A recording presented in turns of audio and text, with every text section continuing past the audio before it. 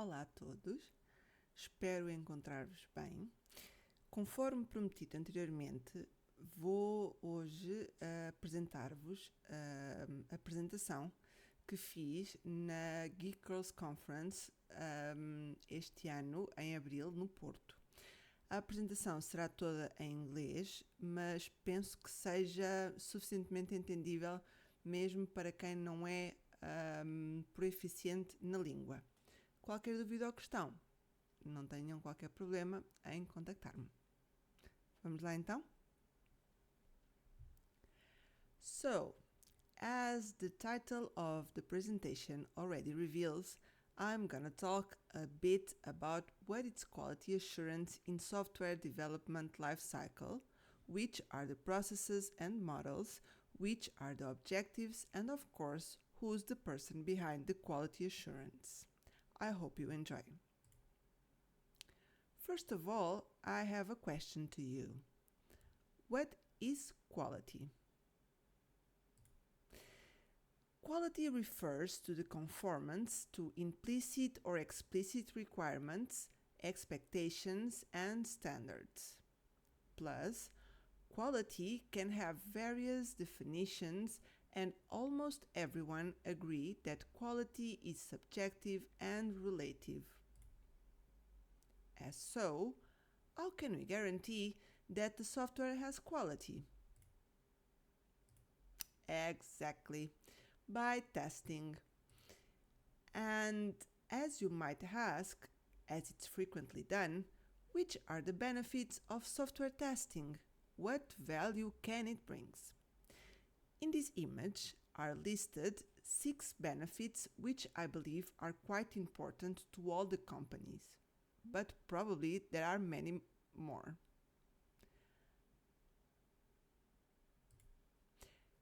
And when we test, there are some software attributes that needed to be validated and assured, like the following ones. For example, safety and security, reliability and resilience, testability or usability. The QA process ensures that the wider goal and vision of the business is achieved by delivering software that meets all quality requirements from both technology and business perspectives. Okay, now that we have understood what is quality and software quality, the question is, but when should we test? Let's talk about more practical stuff. My answer to the previous question is, it will depend of the software development lifecycle that was chosen. In this slide, there are 4 of the best known software development life cycles: DevOps, Agile, Waterfall, and V-Model. As you can see, testing is part of the workflow of each one. So, we have developers and testers working together on the same objective: deliver a software that corresponds to customer requirements and that has the highest quality possible. But this image represents one of the most common beliefs of the mindset of developers versus testers, propagated for a long time, but fortunately, minds are changing. This silly idea led to even more silly internal wars, which were not supposed or expected to happen or exist. Because although having different paths, testers and developers share the same objective and goal, which is, right, deliver software with quality and that will make the customer and end user happy and satisfied. Still, about the relationship between devs and QAs, there are people who still ask, what is the need of a QA if the developer can execute the tests? The reality is that they can and they can't execute tests. But I will explain better on the next slide. What I want to reinforce in here is that there's still a long path to go, as there are companies that do not have any QA to test their developments or believe that QAs and testers are just to execute tests and do not bring much value to the overall success. Do you know what that means in the long term, right? So, let me clarify the question from the previous slide. Developers can test their code and can't test the project. I will repeat. Developers can test their code, but they can't test the project. Let's understand why. First, they can't replace testers. First, developers are not impartial and have tendencies towards their code, as it's like their own child. Second, developers are optimistic. The code is developed in the way that the required functionality will work perfectly. But, on the other side, when testers test that functionality, integrated in the whole software, have to think creatively to break it in various ways. And third, there are different levels of software testing. So, it's not that the developers don't execute tests. They should, they must test their own code, recurring to unit tests. But the software testing with a wider approach should be done by a tester or a QA team, and even might be tested and validated by end users before release. I hope everything is clear so far. Before I proceed, I would like to share this sentence from William Cowper. Absence of proof is not the proof of absence. It might seem a pretty reductant sentence, but when executing tests, it's really important to have this in mind. Okay, so let's put our hands in the process and how can we organize a software testing process? Testers usually work following the PDCA model. What does that mean?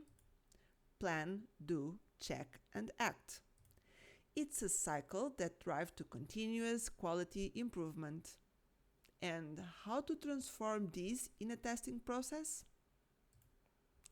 First, we need to have the quality assurance management activities well defined, which are quality assurance, quality control, and testing. And then work on the objectives of each one. In this table, you can see that each of it has its own purpose and focus, and also different objectives: what, responsibles, who, and timings, when.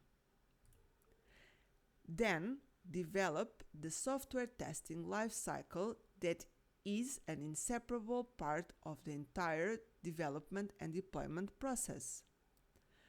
And why it's important to have it? Well, it helps to ensure quality, to identify bugs and loopholes, reduce testing complexity, ensure compliance with the organization's specific standards, and uncover hidden dependencies. To finish, in the software testing process definition, we also need to write test plans and decide which are the test types that will fit better on the requirements and objectives. On the internet, you can find different graphs and hierarchies of how the software testing type can be organized and related, and even nominated. This one presented, in my opinion, it's a good example of organization and hierarchy.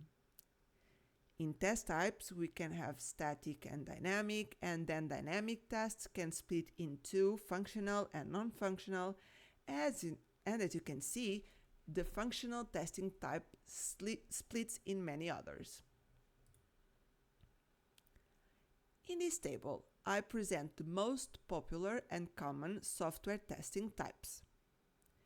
Each one has its own objective, test, method, level of testing, and some examples. To read with more time, please stop the video. And we could not talk about testing process without talking about automation, the trend now in the QA world. Everywhere you look, automation is mentioned, and it's like the last Coke in the desert. Companies want everything, or as much as possible, automated, and many people believe that automation will replace the manual testing. Wrong. Although automation testing can be applied to almost every testing level and types, the most effective approach is to combine both manual and automation. And remember, automation don't kill bugs. People do. Automation will execute the code always in the same way, does not have the intelligence to test differently or to go after smelly things. Often you might hear a manager or a developer or even a tester saying, "Let's migrate all the manual tests into automated scripts. This will be better because blah blah blah." Okay, please, make them think about the bullet points on these slides. Not all the scenarios are able or worth to be automated. For example, if the cost-time relation is not valuable, or if the test do not need to be executed multiple times. So, as you can see, testing, it's just not a phase. It's a process, and it can be complex sometimes. Why complex, you might ask? It's just planning and executing. Yep, in the perfect world, it should be like that. In the real world, we have sometimes wrong estimations of time and budget, or time and budget, tight deadlines, or lack of communication that can lead to the last-minute change of requirements. And do you remember some slides ago I mentioned that the absence of proof is not the proof of absence? Pay attention to the last bullet point. The International Software Testing Qualification Board, known as ISTQB, has defined the 7 principles of software testing, so we can have a guide to follow like commandments to the ones who participate in test process. And to sum up, all the methods, methodologies, rules, tools, and principles, I would like to mention also the most important tool. Ta-da! The brain. Yep. Jokes aside, I made the mention to the brain on purpose because we need it not only to develop and organize all the testing process, but also to win this pretty common arguing between developers and testers. Who haven't been through this situation yet? And to be honest, I do understand, but I do not agree with that reaction of some developers when we report bugs on their code. But I believe that they might feel like in this image. And I think that it's really, really, really important to retain when you work as a tester is that a bug is a bug, no matter how small or where it comes from. And when you spot them, you should be really careful with the approach. Document everything you did, all the steps taken and action executed to catch it, and then raise it. And proceeding to the last topic of my presentation, let's talk about the super special type of species that are the testers and QA engineers. The tester is a kind of species so wonderful that someone did a dissection of the best testing tool that it has built in. Yeah. For me, the top three are the ears, the eyes, and the hands. The ears and the eyes, as the testers are known to be really curious, and the hands because automation can't do everything. And talking about names and roles, why the difference between tester and QA engineer? In the end, both do the same thing, test. But the level of expertise might differ between them, which means that the responsibilities can also be different and or more complex. These are some of the roles a QA can have. Special attention to the software developer engineer in test, that is a developer that knows some concepts of QA, but it's only focused on test automation. And what a good QA does. I've listed here some of the things, but more can be added to this list. I would like to highlight the to be good, that to be a good QA, we need to be a good listener, not be afraid of asking questions, have the spirit and mindset of problem solver, and have the patience to document everything. And of course, there are as well some soft skills required to be a good QA, as communication, flexibility, critical and analytical thinking, proactivity, creativity, and emotional intelligence. Trust me, it's really needed. And just for fun, sometimes this is how a tester QA engineer feels, like if it's an handyman. To sum up, testers and QAs can give a huge contribution to the overall success if they are given the chance to be involved and participate in everything since the very beginning until the validation before release to production. My last question to you is, given all the things I talked and based on your knowledge and own experience, who do you think that is responsible for the quality of a software or product? Of course, the first answer is testers. We know that they are the main responsible, but there's someone else who might also influence on the end results. I don't know your answer, but the truth is the software quality is a responsible shared with everyone who's involved, since product owners to developers, stakeholders, support team, and even the sales team. It's a company effort, the delivery of software with quality. As so, and to finish my presentation, I would like to leave you with this sentence as a food for thought. Quality is never an accident. It is always the result of intelligence, effort. These are my contacts. Please feel free to contact me, and thank you for watching.